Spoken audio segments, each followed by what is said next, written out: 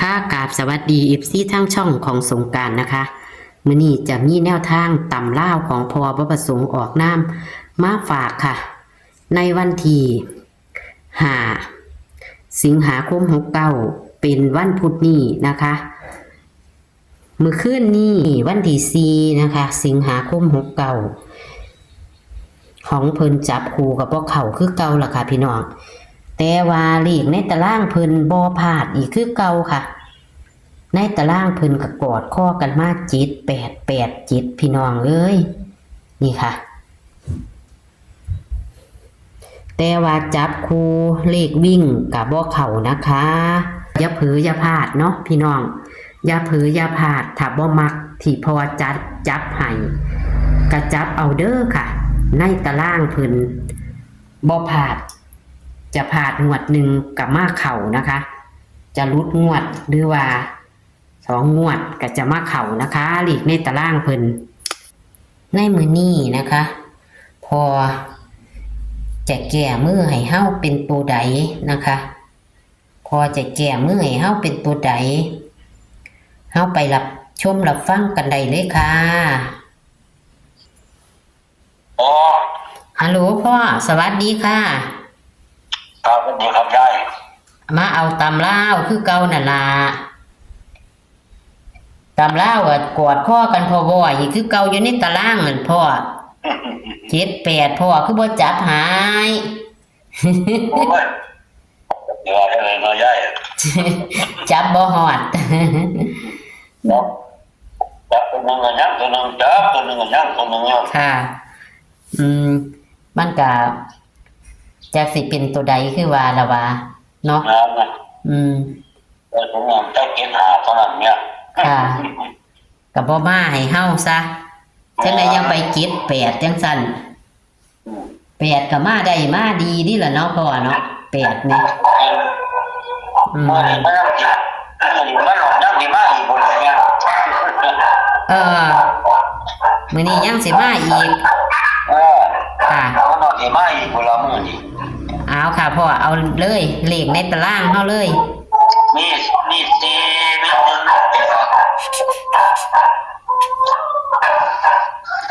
สี่มีหนึ่งมี1แปดมี8มีห้ามีสองมีเก้า5 2 9 หก6ค่ะเลขวิ่งวิ่งไต่แปดก็เก้ายาย8กับ9จับมื้อนี้มี3ตัวบ่พ่อมื้อนี้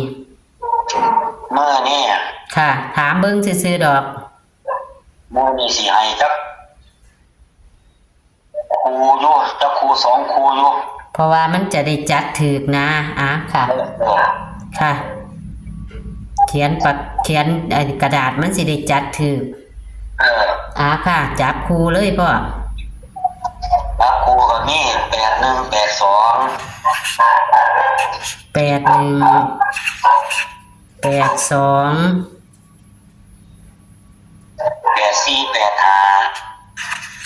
84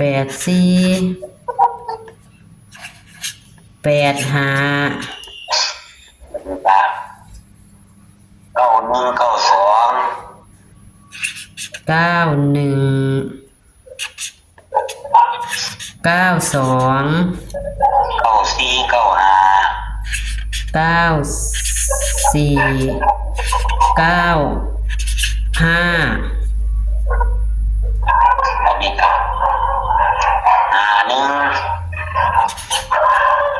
แล้ว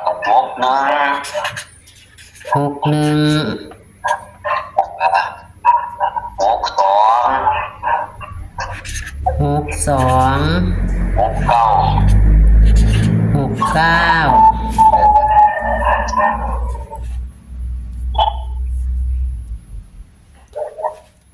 เลข3ตัวเลข3ตัวเดี๋ยวมีอยู่6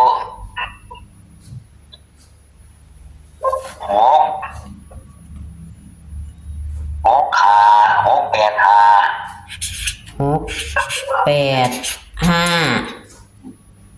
วันนี้ก็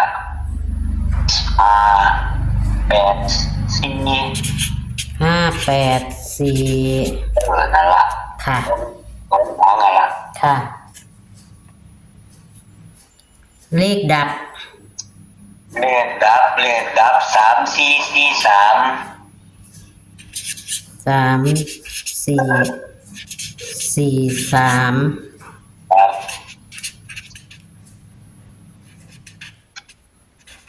ดับบนล่าง ค่ะ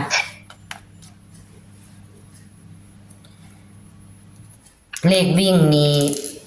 อันรูดตัวเน้นตัวใดพ่อ วิ่งที่8เลยยาย ค่ะ จับคู่ตัวนิ้น นี่8182 8182 85 85 9192 9192 แล้วก็95 95 ได้6ครั้ง ค่ะ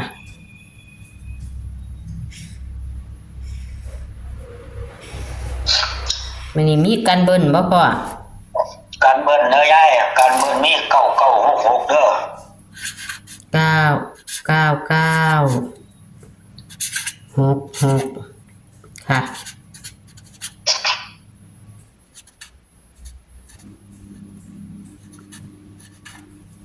ค่ะกันเบิ้ล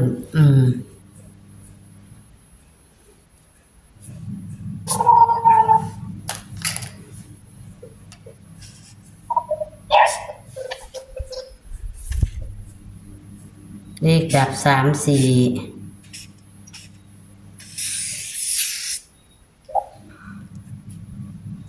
หนูจะทวนเด้อ ครับผม วิ่ง8กับ9เน้นที่8จับคู่81 82 84 85 91 92 94 95 51 61 62 69เน้นที่81 82 85 91 92 95เนาะเน้นของพอ แม่น ค่ะกันเบิ้ลมี9966เลข3ตัว685 584กันเบิ้ลบนล่าง3443เนาะพ่อแม่นบ่ แม่น ค่ะก็ขอบคุณพ่อค่ะที่ให้แนวทางค่ะให้เขาเนาะพ่อมื้อนี้ แม่นมันหลาย ถุยมาถุยหลังแล้ว ค่ะแต่ว่าคันเพิ่นบ่มักที่จับให้ไก่เพิ่นจับเอาในตารางเนาะพ่อ จับบ่รถให้แต่ล่างมันบ่ค่อยพลาดดอก ค่ะขอบคุณค่ะ สวัสดีค่ะ ครับสวัสดีครับยาย ตัวเลขแนวทางของพอกะมันกับกอดข้อกันอยู่ในตารางค่ะพี่น้องอย่าเผลออย่าพลาดบ่มักที่พอจับให้ก็จับเอาเด้อค่ะ จับเอาเลขอยู่ในตารางเพิ่นรุดงวดหนึ่งก็จะเข้านะคะรุดงวดก็จะเข้านะคะเลขในตารางกับบ่ค่อยรุดนะคะรุดกับบ่รุดยาว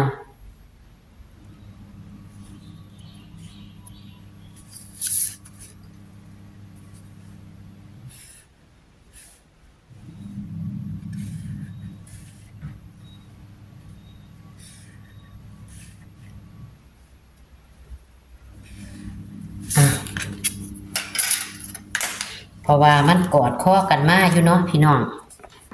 เลขในตารางบ่พลาดค่ะ8 7มองกล้องอยู่พี่น้องกอดข้อกันมาดีเผือเทละงวดนะคะแต่ว่าจับคู่เลขวิ่งเพิ่นบ่เข้าค่ะงวดบางหัน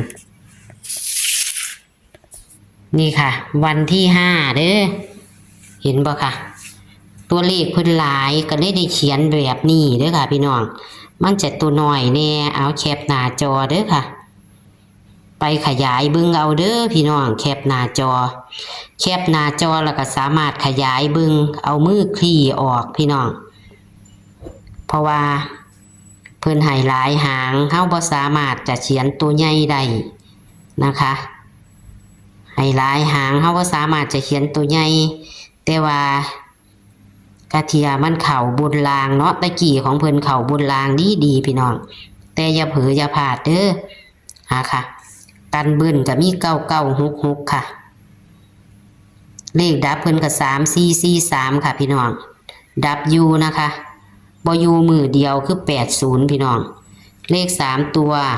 685 584นะคะตัววิ่งเพิ่นให้8กับ9เพิ่นเน้นที่8เด้อค่ะโชคหมานๆกับพอบ่ประสงค์ออกนามงวดวันที่5สิงหาคม69วันพุธนี้ต่ำลาวค่ะโชคหมานๆค่ะสวัสดีค่ะ